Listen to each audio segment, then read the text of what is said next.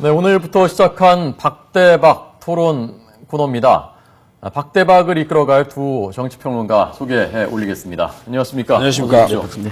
어서 오십시오. 네. 첫날이니까 이러니까 상당히 부담스러운데요. 더 기대를 많이 시청자들이 하실 겁니다. 열심히 준비하겠습니다. 예. 먼저 소개를 첫 시간이니까 네. 좀 해 올리도록 하겠습니다. 저희가 먼저 보수 쪽의 평론가로 모신 네. 보수 쪽 패널이 박상헌 박사님이고요. 네. 정치평론가시고 한국청년유권자연맹 운영위원 지내셨고 전 정치개혁시민연대 우리 박상경 박사님. 예, 죄송합니다. 저를 먼저 해주셨습니다. 네. 고맙습니다. 네. 읽으면서 좀 이상하다 생각했습니다. 네. 공간과 미디어 연구소장님이시고요. 부산 외대 교수 지내셨고 예. 정치 현장에서도 계셨었죠? 예, 뭐 국회, 뭐 부산시 오래 국회 부산시에서 근무하셨습니다. 근무하셨었고요. 네, 알겠습니다. 자, 이번엔 진보 패널로 저희가 모신 박상병 박사님입니다. 이번엔 제대로 읽어야 되겠습니다. 한국청년유권자연맹 운영위원이셨고요. 현직이시죠? 네. 예. 정치개혁시민연대 협동사무처장 지내셨습니다. 역시 정치 현장에 몸담으셨었고요. 네. 어디 계셨었습니까? 국회 원내에 있었습니다. 원내. 2002년도에 예. 원내 정책기획실에서 노무현 대통령 선거 때, 예. 그때 새천년 국민민주당, 지금 네. 현재 민주당 추천으로 원내에서 정책기획 담당을 했습니다. 네. 그때는 여당이었겠군요. 그러니까. 그때 여당이었습니다. 네, 그렇습니다. 아니, 원내 계셨습니다. 의원을 지내셨는데. 의원은 아니었습니다. 정책연구위원으로 지냈습니다. 네.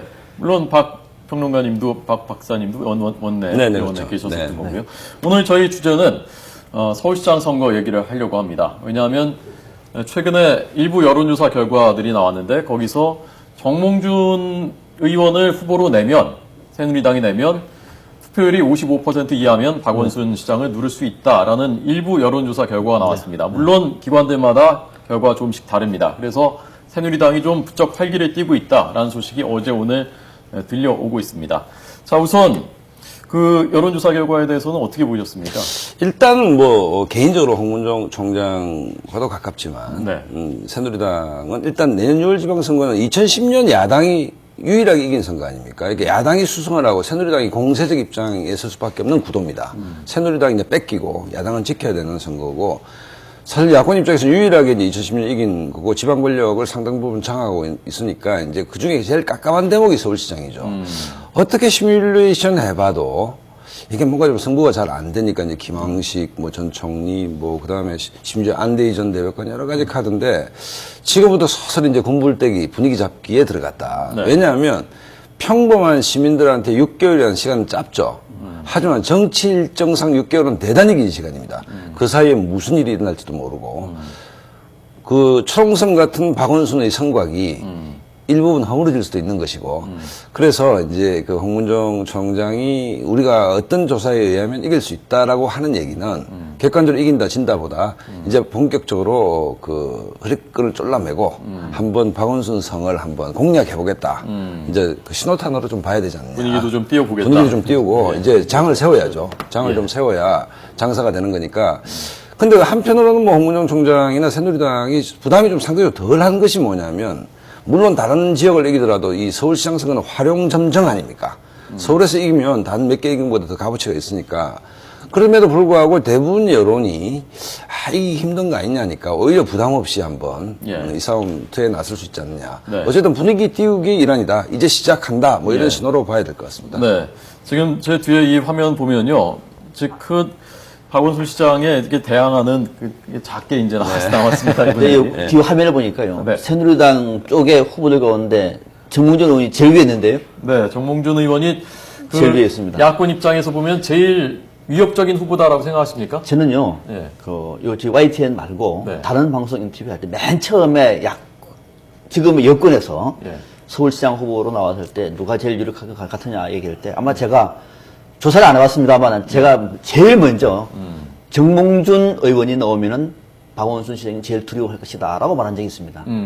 이길 수도 있다고 생각하십니까? 이길 수 있다고 봅니다. 왜냐하면 그 이유가 이렇게 된 겁니다. 예. 내년 지방선거는 구도가 아직은 확정되지 않았습니다. 잘 모릅니다. 그죠? 이슈도 모릅니다. 예. 지난번처럼 무상급식 같은 그런 새로운 이슈가 나올 수도 있지 않습니까? 예. 그러니까 중요한 것은 지방선거라고 하더라도 구도와 이슈가 중요하고 또 인물도 중요합니다. 전체적으로 판을 봤을 때 내년의 지방선거는 어차피 원하든 원하지 않았던 박근혜 정부에 대한 평가가 될 수밖에 없는 거 아닙니까? 그죠? 그게 성공하든 실패하든 간에 첫 번째 이유고. 두 번째는 뭐냐면은 박원순 시장은 지금은 아니라고 하더라도 차기 대선 주자지 않습니까? 그죠? 예. 국민들이 머릿속에 남아 있는 거죠. 그게 걸맞는 후보가 나와야 됩니다. 그죠? 별로 없습니다. 또 하나. 제가 볼 때는 정몽준 의원 같은 경우에는 지금 여권 안에서는 설사 정권에 대한 심판을 얘기한다고 하더라도 정몽준 의원은 다소 여유가 있습니다.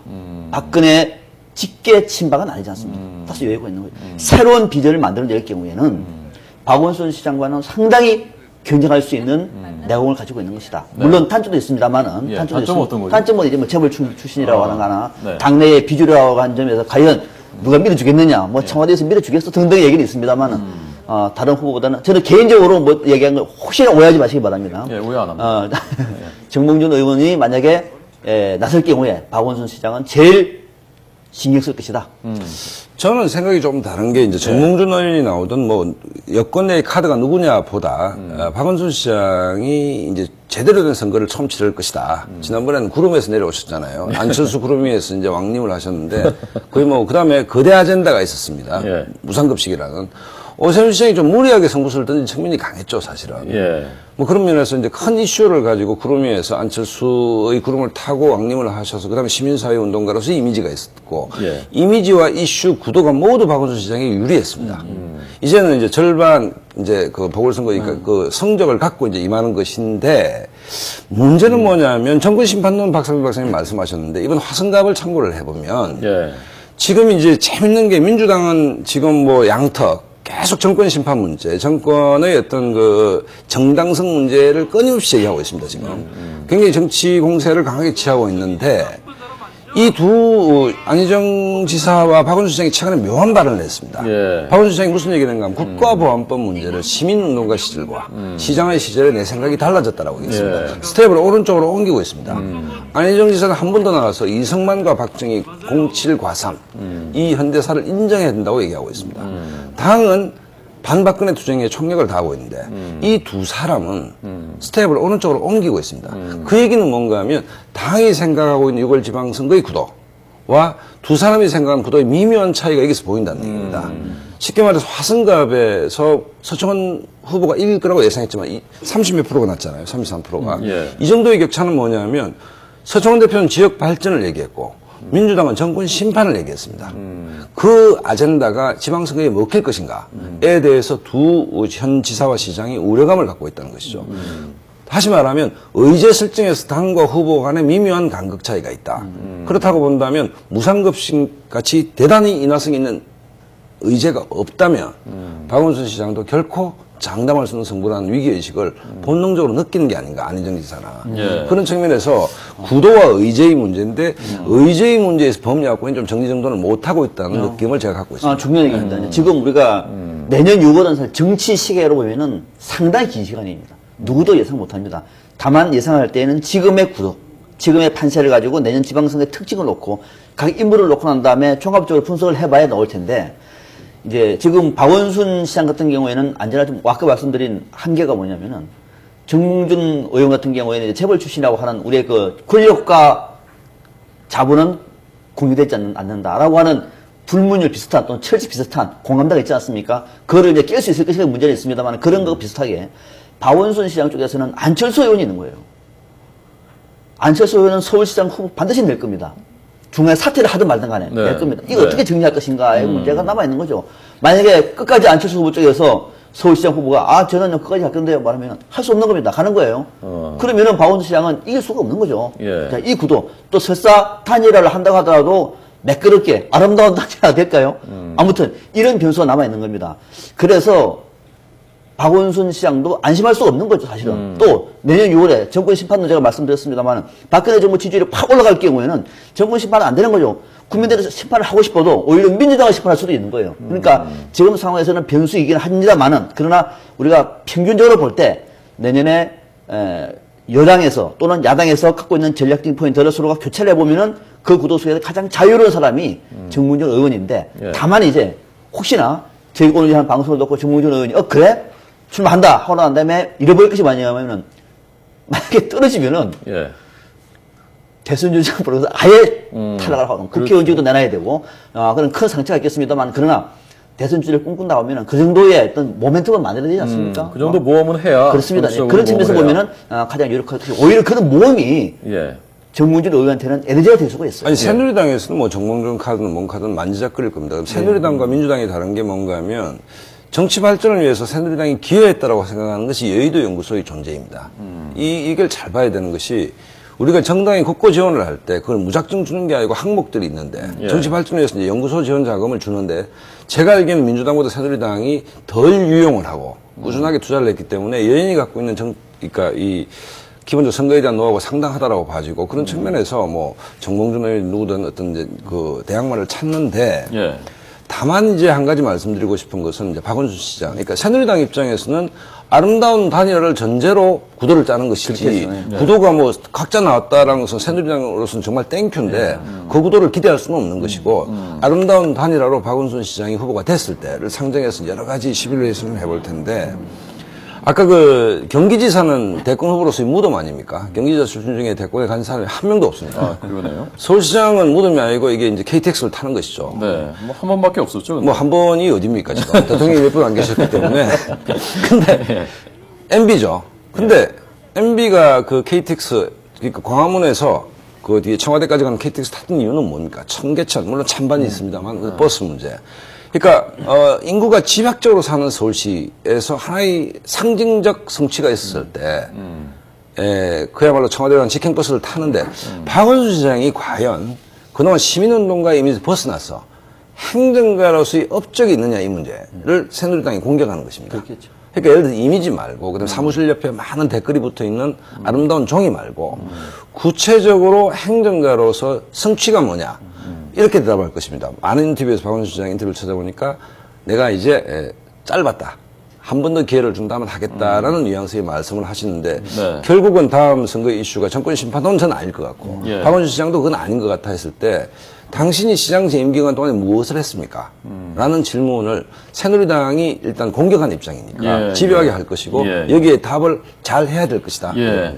자, 그러면 여기서 국회를 취재하고 있는 여당을 주로 취재하고 있는 우리 김웅래 기자, 와이튼 김웅래 기자를 연결해서 실제로 현장에서 지금 좀 분위기가 어떤지 한번 좀 들어보고 계속 토론을 하도록 하겠습니다. 김웅래 기자 연결돼 있으면 자, 준비하시고요. 김 기자 나오십시오. 네, 김웅래입니다. 네. 자, 오늘 보도로는 새누리당 안에서 서울시장 선거 좀 해볼 만하다라는 분위기가 좀 살아나고 있다고 하는데 실제로 그렇습니까? 어떻습니까? 네, 아직 뭐 분위기가 살아난다 이렇게 단정적으로 말씀드리기는 곤란할 것 같습니다. 새누리당의 분위기 한마디로 말씀드리면 예. 고민이 깊습니다. 왜냐하면 최근에 당내 싱크테크 역할을 하는 곳이죠. 이 여의도 연구원에서 네. 전국 16개 시도에 대한 시정 지지도를 조사한 적이 있습니다. 이때 서울시가 2위를 기록을 했거든요. 네. 이게 박원순 시장에 대한 지지율이 상대적으로 매우 높게 나온 겁니다. 고민이 깊을 수밖에 없습니다. 그렇다고 뭐 마냥 해볼 만하지 않다 이렇게 판단하는 것은 또 아닙니다. 왜냐하면 박원순 후보와 개인적으로 맞붙을 후보자를 낼 수만 있다면 예. 어차피 선거는 당대당 구도로 가기 때문에 이 당대당의 지지율로만 보면 새누리당의 후보가 승리를 할 수 있다, 이 승산이 있다, 어느 정도 이 정도 판단을 하고 있는 것 같습니다. 네. 그래서 이 같은 분위기를 이제 감안을 해서 최근 들어서 새누리당 후보군에 대한 언급이 계속 나오고 있습니다. 예, 예. 어제 의원총회가 이제 단적인 예로 볼 수 있겠는데요. 이 당내 7선 의원이죠. 이 정몽준 의원에 대한 그 지지율이 투표율에 따라 지지율이 앞설 수 있다. 박원순 시장보다 앞설 수 있다. 이런 언급이 당 사무총장 입에서 나왔습니다. 그만큼 어느 정도 자신감도 가지고 있다. 이렇게 볼 수 있겠습니다. 예, 지금 제일 많이 얘기되는 것이 그래서 정몽준, 김황식 이런 분들인데 그 외에도 여러분들이 있고요. 이분들 본인들 반응은 지금 어떻습니까? 우선 새누리당에서 공식적으로 출마를 하겠다라는 의사를 밝힌 분은 이해운 최고위원밖에 없습니다. 예. 정몽준 의원은 자의반, 타의반으로 이제 출마설이 나오고 있는 상황인데요. 기자들이 좀 정몽준 물어봤나요? 의원도 정몽준 본인 스스로 최고위원한테? 아예 관심이 없는 것 같지는 않습니다. 뭐 사석에서든 뭐 보좌관을 통해서든 그리고 그 같은 의원 간에도 어느 정도 관심을 보이고 있는 것으로 취재가 되고 있고요. 예. 새누리당에서 가장 관심을 보이는 인사가 김황식 전 총리입니다. 김황식 전 총리가 지난 1일 독일에서 체류하다가 돌아왔는데 그 현장에 기자들이 나갔습니다. 그래서 서울시장 출마 생각이 있느냐라고 물어봤는데 네. 이때 김황식 전 총리의 정확한 멘트는 지금까지는 출마를 고려해 본 적 없다 이렇게 말했습니다. 지금까지는. 그 기자들은 보통 그 취재원의 말 한마디 한마디에 신경을 씁니다. 예. 그래서 저희 기자들은 지금까지는이라는 이 발언에 주목을 하고 있습니다. 그래서 얼마든지 앞으로 여지가 남겨져 있다라는 게 저희 취재 기자들의 판단이고 생각입니다. 예, 이 김황식 전 총리 말고 다른 외부 인사를 뭐 영입을 좀 접촉을 하고 있다라는 일부 보도가 있었는데 그런 움직임도 있습니까, 지금? 지금 새누리당 서울시장 후보군을 내부와 외부로 정리를 해 보면은요. 일단 경쟁력 부분에 있어서는 내부에서는 아까도 뭐 평론가께서도 말씀하셨고 저 유일호 대변인도 말씀하셨지만 정몽준 의원이 가장 많이 거론이 되고 있습니다. 예. 그리고 외부 인사로는 조금 전에 말씀드렸던 김황식 전 총리 그리고 안대희 전 대법관 이 두 명이 거론이 되고 있습니다. 네. 우선 조금 전에 말씀드렸던 김황식 전 총리는 호남 출신의 최장수 총리를 지냈고 그리고 여론이 좋습니다. 그 지지율이 좋기 때문에 이 새누리당 입장에서는 상당히 욕심을 낼 수밖에 없습니다. 그래서 러브콜을 보내고는 있지만 아직은 뭐 본격적인 러브콜이라기보다는 접촉 정도다 이 정도로 보시면 될 것 같고요. 예. 그다음에 안대희 전 대법관에 대해서는 역시 새누리당이 서울시장 후보로 고려하고 있는 인물 중 한 분입니다. 그리고 지금 안대희 전 대법관이 최근에 이 국세청 산하에 이 새로 만들어진 조직인데 이 세무조사 감독위원회 초대 위원장으로 취임을 했습니다. 예. 그 공적인 행보를 시작했다 이렇게 볼 수도 있지만 어느 정도 정치권이랑은 또 거리를 두고 있다 이렇게 볼 수도 있습니다. 그래서 해석이 분분한데요. 공직이기 때문에 일정 시점에 언제든지 사퇴가 가능합니다. 물러날 수 있기 때문에 서울시장 출마에는 전혀 지장이 없는 상황입니다. 예, 알겠습니다. 김은래 기자 수고하셨습니다. 고맙습니다. 네, 자, 지금 김황식, 네. 안대희 두 분 얘기하기 전에 안대희 전 대법관은 최근 어떤 자리에서 관심 없다라고 얘기했다는 뭐 일부 보도도 있었고요. 네. 자, 그 얘기하면서 우리 김기현 PD는 그 최근 서울시장 선거 결과들이 있습니다. 자, 그래픽을 좀 보여주시고 박 박사님은 네. 김황식 전 총리 가능성 또 잠재력은 어떻게 생각하십니까? 잠재력과 가능성이 아주 높다라고 보는 것이 일단 이분이 MB 정권에서 제일 잘된 인사다라고 평할 정도로 총리직을 아주 훌륭히 수행을 하셨고 네. 또 최근 우리 총리님과 비교를 했을 때도 굉장히 예. 좀 발군의 역할을 하셨고 또 두 번째 이분의 고향이 그 전남 장성입니다. 예. 호남 출신이시고 여러 가지 측면에서 굉장히 매력적인 카드이기 때문에 새누리당이 분명히 이게 심도 있게 아마 검토할 것 같고 예. 아마 처음에 제가 김황식 총리 측근분한테 물었을 때는 독일 가 계실 때는 절대 생각이 없다 하셨는데, 제가 정치권에서 오랫동안 지지한 바에는 정치권에 절대는 없습니다. 절대는 없고, 그 다음에 연세 드신 분들이 혼자 계시다 보면 좀 심심하신 부분도 있고, 뭐 종합적으로 고려했을 때, 예.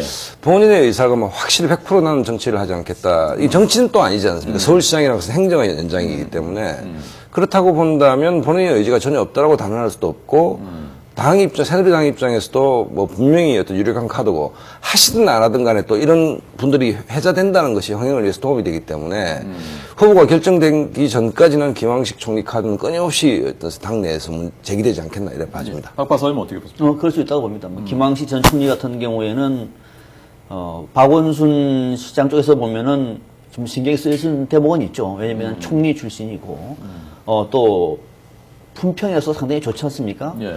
또 하나 중요한 것은 호남 출신이라고 하는 측면도 메리트가 될 수 있습니다. 뭐 지역구들 하는 것은 서울시장이 아니라고 하더라도 여권 안에서는 중도 진영을 끌어안는 데 도움이 될 텐데 다만 이제 아쉬운 대목은 전직 총리 출신이 앞서 행정의 연속이라고 했습니다만은 서울시는 행정과 동시에 또 정치적인 역할이 상당히 큰 대목이거든요.